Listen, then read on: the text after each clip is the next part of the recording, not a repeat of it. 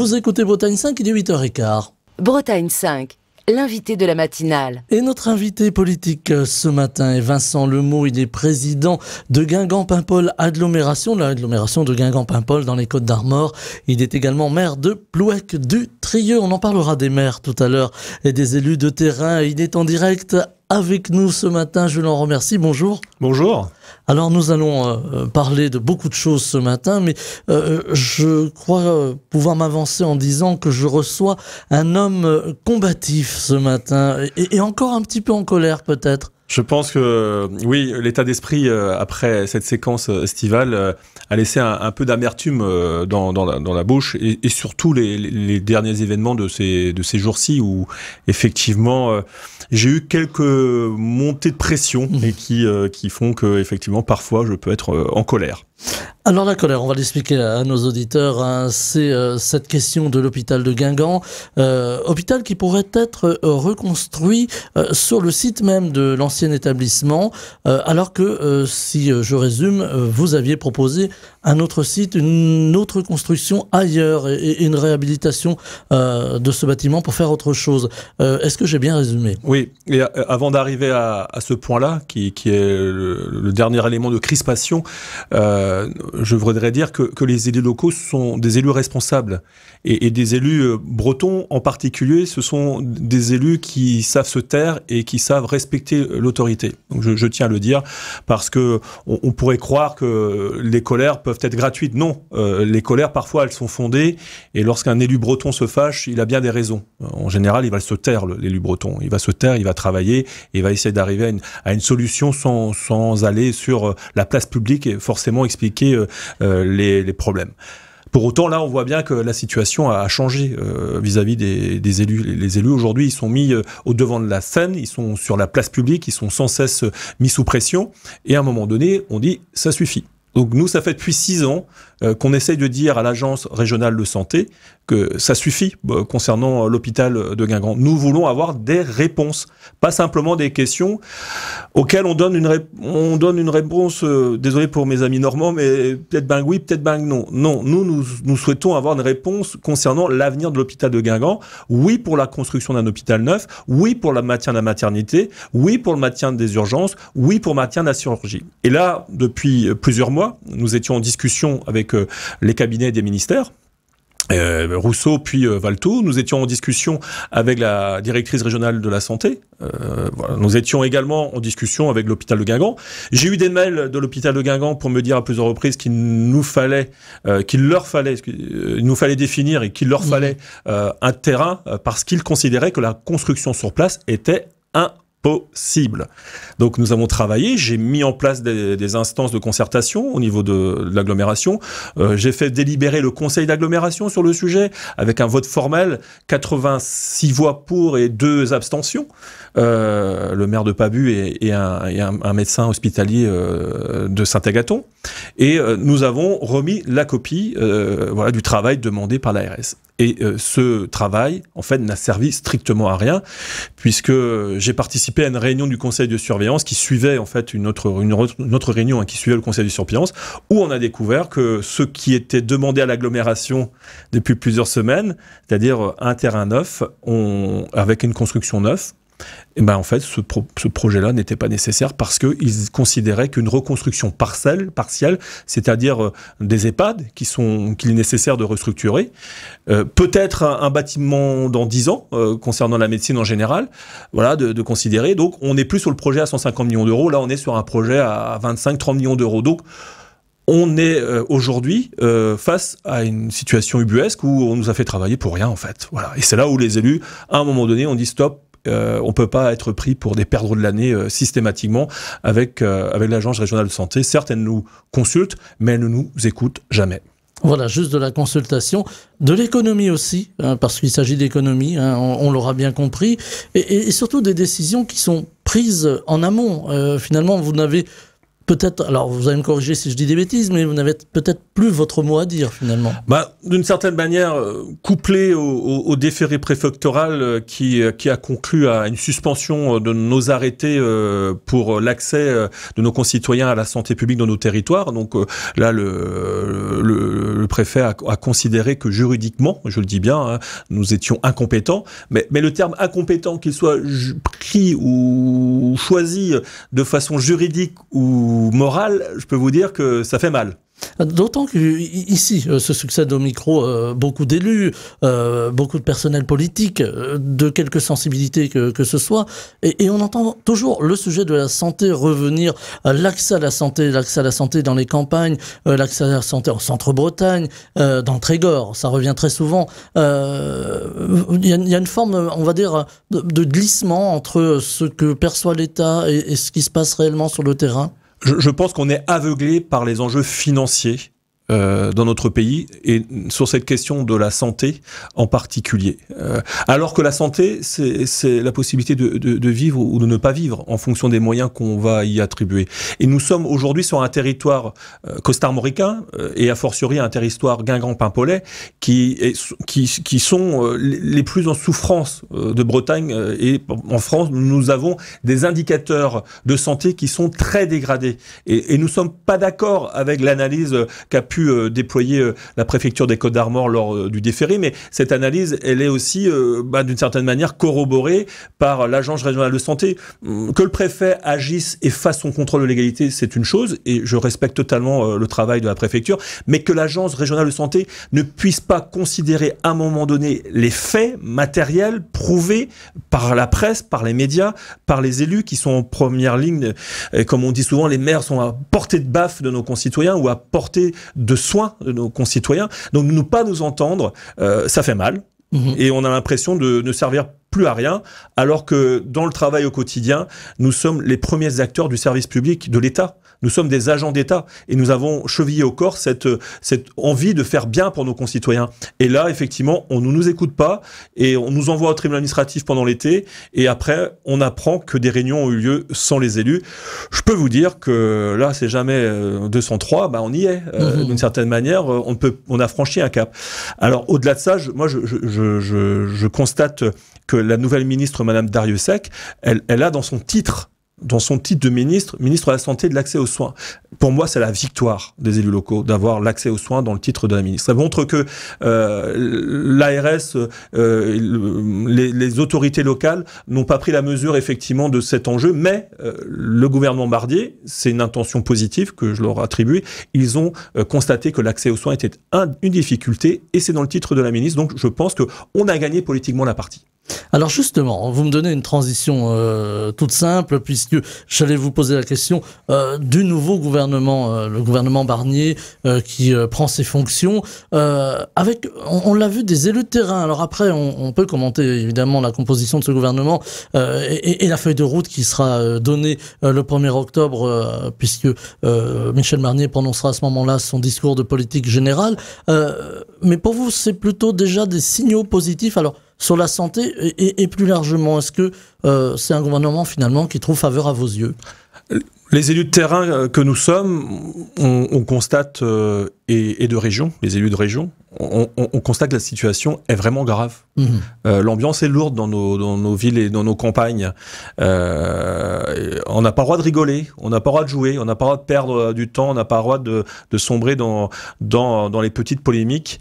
Et malheureusement, oui, nous devons être dans une capacité de nous rassembler à un moment où la France va pas si bien que ça dans un monde encore plus incertain, une Europe aujourd'hui en proie aux radicalisations, qu'elles soient d'extrême gauche ou d'extrême droite. Donc, je pense que le gouvernement qui a été mis en place, même s'il ne correspond pas aux résultats de juin dernier où la gauche était sortie en tête de ces élections législatives, désormais, nous devons être des élus exigeants vis-à-vis de ce gouvernement et les premiers signes, effectivement, montré par ce gouvernement sur la prise en compte de la santé, sur la question des collectivités territoriales, va être déterminante pour que les élus locaux puissent effectivement travailler avec ce gouvernement, parce que on est parti sur un un sujet qui a été délicat, c'était celui des finances publiques, où il va falloir faire 10 milliards d'économies, notamment sur les collectivités territoriales. Donc il va falloir qu'il y ait du dialogue entre le pouvoir local et le pouvoir national. Parce que si on rentre dans un jeu simplement de condescendance à l'endroit des élus locaux, je pense que la confiance pourra partir très vite. Et je pense que là, sur ce sujet de la confiance des élus locaux, nous sommes les maires encore, présidents d'Interco, les élus les plus appréciés ou les moins dépréciés vis-à-vis de nos concitoyens. Souvent, les élus face aux citoyens, hein, le maire est abordable, au moins dans les petites villes ou dans les petits villages. Le président d'intercommunalité, souvent, il est maire d'une commune, donc on peut aussi aller le solliciter. Il y a une grande désespérance, on l'a senti, je l'ai senti moi, lors des interviews de la matinale sur le terrain, désespérance par rapport justement aux finances publiques. On demande, en tout cas les élus demandent plus d'autonomie, qu'on leur fasse confiance. Est-ce qu'il faut restaurer cette confiance là, qui a été abîmée ? Alors moi je ne vais pas rentrer dans le débat de savoir s'il faut passer à la 6e ou à la 7e ou à la 8e République, avec une constitution aujourd'hui qui a beaucoup bougé, celle de 1958, et je pense qu'elle nous permet d'aller vite sur un certain nombre de sujets comme le droit à la différenciation, le droit à l'expérimentation et la possibilité de confier plus de pouvoir aux élus locaux. Je pense que le système, si on le reprend celui de la santé, je pense qu'un ministère de la Santé, une agence régionale de santé, des groupements hospitaliers territoriaux, des contrats locaux de santé, une direction départementale de l'ARS, bref, beaucoup de gens qui interviennent et au bout du compte, on a un système de santé en crise. Je pense faut simplifier. Voilà, la simplification et la possibilité de donner aux régions ou à un autre niveau territorial des compétences et une organisation de ce système de santé. Mais il faut que les moyens suivent aussi. La question ensuite, c'est la question du consentement à l'impôt. Le consentement à l'impôt, c'est le fondement de notre organisation démocratique aujourd'hui. Il est aujourd'hui sur la base qui s'est restreinte ces dernières années de prélèvements fiscaux. On a voulu supprimer la taxe d'habitation, on a supprimé des parts conséquentes de contributions économiques. Aujourd'hui, on a raréfié, le président Macron a cette responsabilité-là, a raréfié l'argent public dans notre pays. Mais on sait très bien que sans argent public, on ne sera pas capable d'assurer notre solidarité et notre cohésion nationale. Et là, on voit bien que s'il n'y a pas de solidarité dans notre pays, il n'y aura pas de cohésion sociale. Et s'il n'y a pas de cohésion sociale, ça sera l'insécurité.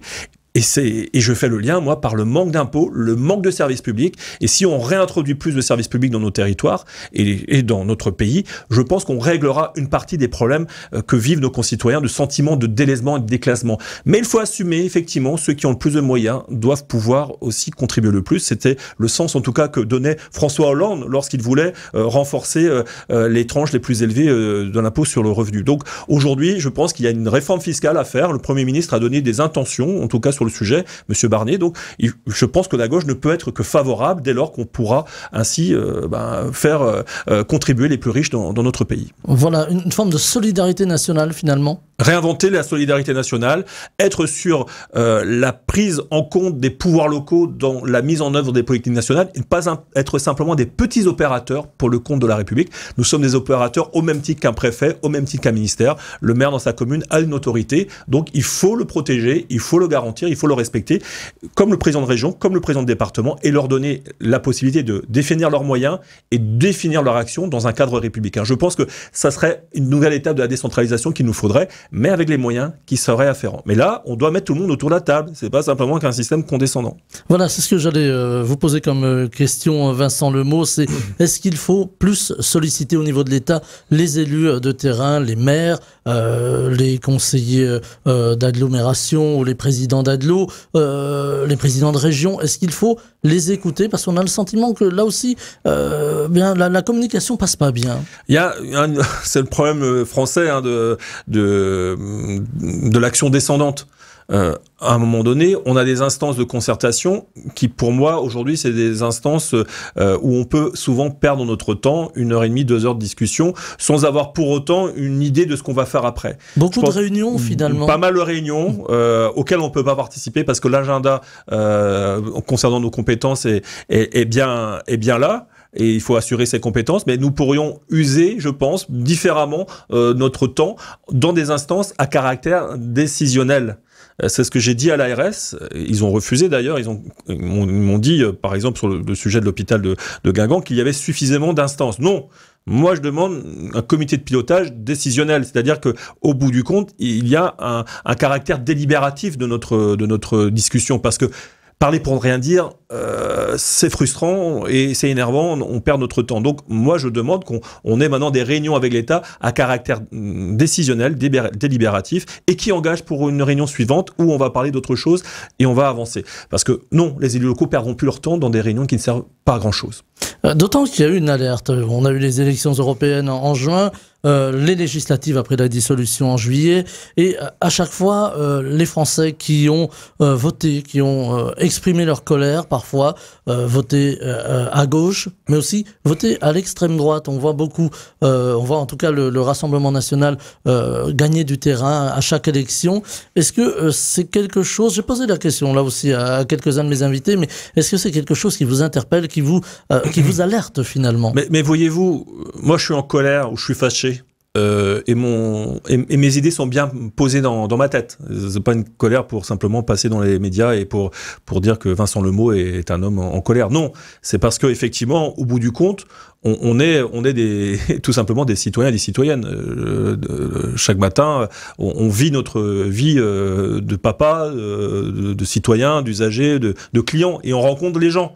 Et les gens, depuis plusieurs mois, ne cachent plus leur colère. Avant, les gens n'allaient pas voter parce qu'ils disaient je vais pas faire du mal à la République.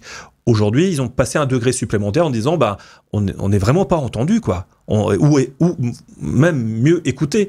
Donc les gens aujourd'hui expriment leur colère par le bulletin de vote, et ce sont les formes de radicalité qui recueillent le vote, ce qui est logique en sciences politiques. Donc je ne sais pas à un moment donné si on fait exprès d'aller jusqu'à mettre les gens en colère, mais il va falloir qu'on apaise et qu'on rende serein notre société. Donc il va falloir changer nos méthodes de travail et nos méthodes de participation et de concertation de la population. C'est ce qu'on essaye de réinventer dans nos communes avec notre démocratie, non pas participative, coopérative, c'est-à-dire que aujourd'hui on ne demande pas simplement ce que tu penses, voilà, et on va mettre ça dans un rapport. Non, on demande aux gens de coopérer à la prise de décision. Et je vais le faire là, à partir du mois d'octobre, aussi à l'agglomération Guingamp-Paimpol, en mettant en place des actions de coopération avec des citoyens. Donc on voit qu'on a besoin de changer nos méthodes de travail. Je pense que cela doit être aussi inscrit dans l'organisation de l'État. Il faut que le gouvernement, il faut que les ministères ne soient pas simplement que pour administrer, ils sont là aussi pour rendre plus heureux,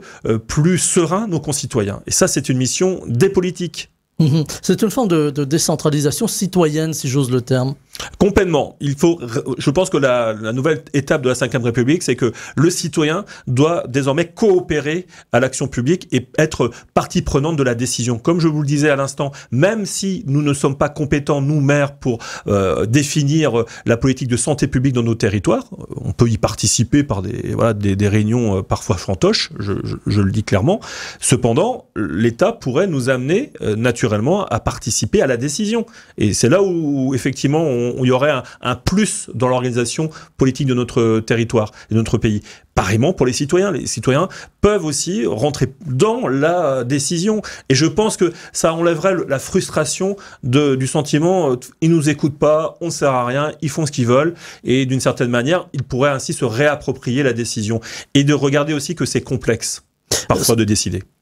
Complexe, et il faut se réapproprier finalement la vie politique. On a entendu ces dernières années le fameux tous pourris, les politiques de droite, de gauche, on n'en veut plus. Est-ce que là aujourd'hui il faut, j'allais presque là aussi dire redorer l'image politique, en ce sens où le politique est participant au même titre que le citoyen, même s'il a la décision en plus? Vous savez, moi je suis très républicain et je sais d'où je viens par mon histoire et par mes sorts électoraux. J'ai pu gagner, j'ai pu perdre des élections. Donc on sait très bien que face à ces enjeux-là, il faut rester toujours humble. Je ne suis pas né dans le 7e arrondissement de Paris, ni à Neuilly. Je suis né à Lannion, dans la campagne du Trégor. Je considère effectivement que chacun et chacune a sa place dans la décision. Elle n'est pas réservée à une caste dans notre République. Donc, à un moment donné, effectivement, il faut donner cette perspective à tout citoyen de dire « je pèse à un moment donné en fonction du temps que j'ai, de l'envie de faire, mais j'ai le temps ». j'ai un temps, à un moment donné, à consacrer à la République. Donc je pense qu'il faut se réapproprier ce terme fort de républicain, de citoyen dans une République organisée, mais il faut que l'État se transforme radicalement et qu'elle ne soit pas là simplement que pour administrer. On est là pour faire vivre mieux nos concitoyens, nos concitoyennes. On n'est pas là pour administrer des concitoyens et des concitoyennes. Alors d'autant que les citoyens, les citoyennes ont des desiderata en termes d'environnement, en termes de transport, on le voit. Alors là, c'est plutôt de la compétence de la région, mais voilà, de l'agglomération. De l'agglomération d'ailleurs. Mais voilà, ça c'est du quotidien.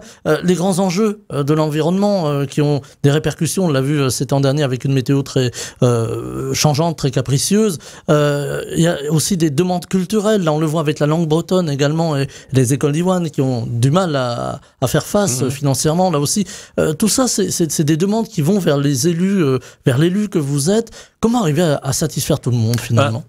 À tout le moins, la première satisfaction que je vois quand je rencontre des gens en colère, pour rester sur ce terme, c'est de pouvoir organiser les lieux d'écoute et de décision. Alors, l'écoute, c'est la première intention, elle est nécessaire.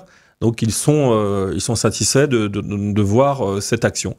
Deuxième moment après, c'est d'être entendu. Et c'est là où doit avoir lieu le moment de la collaboration pour trouver une décision qui soit la plus équilibrée possible en fonction de différents intérêts. Parce que c'est ça le travail d'un élu aujourd'hui, c'est la conjonction. C'est de gérer la conjonction des intérêts divergents d'une société aujourd'hui qui n'a plus forcément de sens de défini parce qu'il manque un projet politique pour notre pays, parce qu'il n'est pas partagé. Il manque une vision, voilà, finalement. Une vision d'hommes ou de femmes qui pourraient aussi incarner cela au niveau national. C'est ça aussi la tristesse du moment, c'est qu'il n'y a plus de personne pour incarner cela au niveau national, que ce soit à gauche, à droite, au centre et dans les extrêmes, n'en parlons pas. Je considère à un moment donné que le rôle de l'élu et l'élu local, c'est de créer les conditions du dialogue républicain. Nous ne pouvons pas être des édiles, nous ne pouvons pas être des notables, nous ne pouvons pas être au-dessus de la mêlée, nous sommes pleinement acteurs prenants de la démocratie locale. Donc c'est à nous de créer les conditions du dialogue et ensuite de créer les décisions. Donc c'est là où on a besoin effectivement ensuite que l'État fonctionne de la même manière.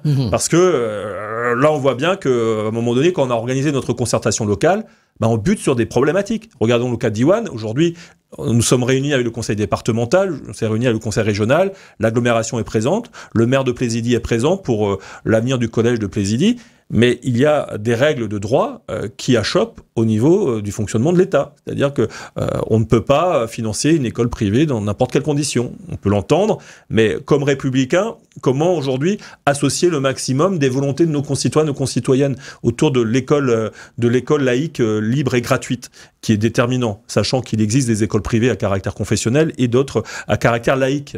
Donc, à un moment donné, il faut regarder ce qui sera le mieux pour un territoire et on a besoin d'un État qui adapte son regard sur ces territoires. Nous ne fonctionnons pas comme dans le nord de la France, nous ne fonctionnons pas comme à Lyon ou à Strasbourg ou à Marseille. La Bretagne est atypique dans le fonctionnement de la France. On est là depuis 500 ans, accolé à la France, on est dans la France depuis 500 ans. Mais on a gardé quand même une vie, une réalité qui n'est pas forcément celle des autres régions de France. Donc, moi, je crois qu'il y a besoin d'adapter et de différencier. Parce que quand on prend en compte la différence de l'autre se rapproche de nous. Les différences s'estompent. C'est-à-dire que la reconnaissance de l'individu, de l'autrui et d'autrui est nécessaire dans notre République aujourd'hui. Sinon, on va aller au-devant de gros problèmes dans l'uniformisme, qui aujourd'hui, l'uniformisme éradique les différences, mais à quel prix ? Diversité dans les territoires, finalement. Il nous reste 2 petites minutes. Le changement politique, c'est aussi le changement du comportement, si vous me permettez le terme, des élus sur le terrain, en tout cas dans leur façon d'exercer la politique. C'est aussi parfois une lassitude, et je voulais vous entendre là-dessus avant de nous quitter. On a certains élus qui disent « bon, moi je jette l'éponge, c'est trop compliqué, il y a trop d'administratifs », surtout dans les petites communes qui n'arrivent pas toujours à gérer, alors même s'il y a les agglos maintenant. Est-ce que vous le comprenez ? Est-ce que vous la comprenez, cette lassitude ? Ouais, je le comprends, mais je leur dis surtout ne lâchez pas. Ne lâchez pas parce que la République a besoin de citoyens et de citoyennes engagés et qui comprennent les autres. On n'est pas là, quand on est élu, pour se servir. Et ça, effectivement, les élus ou les personnels politiques qui pensent que une fonction fera une vie, non. Le carriérisme, c'est fini finalement. Pour moi, c'est des gens qui qui fatiguent et qui enquistent la vie publique. Ces gens-là doivent, à mon avis, rester chez eux et s'engager dans le monde associatif ou dans le monde politique local, c'est-à-dire d'apprendre. Je pense qu'il faut être sur un engagement qui doit être totalement désintéressé, même s'il y a des indemnités politiques. C'est normal pour le fonctionnement de la République, mais il faut être dans un engagement total. Et je pense que les élus qui en ont marre aujourd'hui, ils doivent réfléchir avant de baisser les bras, parce que la politique a horreur du vide. Et malheureusement, dans cette République aujourd'hui qui est fortement controversée par l'abandon de certains, malheureusement, on pourrait voir l'arrivée d'autres, mais avec des valeurs bien moins belles pour notre République et notre démocratie. Donc moi, j'engage les élus de la République à être très vigilants pour les élections de 2026 et 2027 et de ne pas laisser la place à d'autres qui pourraient être bien pires pour notre avenir. Un tout dernier mot, 2 ministres bretons dans le nouveau gouvernement Barnier, le maire de Lorient, Fabrice Loher, qui hérite du portefeuille de la mer, et Françoise Gatel sur les territoires. C'est une bonne nouvelle, ça ? Alors, la représentation, elle est meilleure que dans le précédent gouvernement. C'est toujours pas de costarmoricains. Voilà. Donc je constate que les costarmoricains ont disparu de la place politique nationale. Il restait Hervé Berville, qui a été remplacé par Fabrice Loher. C'est un regret, mais Hervé Berville est arrivé en Côte d'Armor en 2016. J'ai un peu suivi son parcours lorsqu'il a eu sa carte au Parti Socialiste et que j'étais premier secrétaire du Parti Socialiste, que je l'ai vu arriver en Côte d'Armor à quelques mois des élections présidentielle pour sans doute favoriser la venue de Emmanuel Macron au pouvoir. Donc voilà, je l'ai rarement croisé par ailleurs. Non, je constate effectivement que c'est encore la même organisation politique avec les mêmes portefeuilles attribués, c'est-à-dire que à part Jean-Yves Le Drian qui a été un grand ministre de la Défense et puis des Affaires étrangères, voilà, la Bretagne ne se résume aujourd'hui à des sujets très important, celui de la mer en particulier, la ruralité pour Madame Gatel, mais pour moi, c'est pas la place de la Bretagne. Et où sont les Côtes d'Armor ? Une nouvelle fois, abonné absent. Voilà, on laisse la question en suspens. Et concernant Jean-Yves Le Drian, il est actuellement sous le feu de l'actualité puisqu'il est au Liban, voilà, pour essayer d'apaiser la situation. Nous étions ce matin avec Vincent Lemot, président de l'agglomération Guingamp-Paimpol agglomération, donc l'agglomération Guingamp-Paimpol dans les Côtes d'Armor, également maire de Plouailly-du-Trieux, donc élu de terrain s'il en est. Merci. Merci beaucoup d'avoir été avec nous. Je vous souhaite une très belle journée. Merci. Bretagne 5, Stéphane Hamon, le 7-9.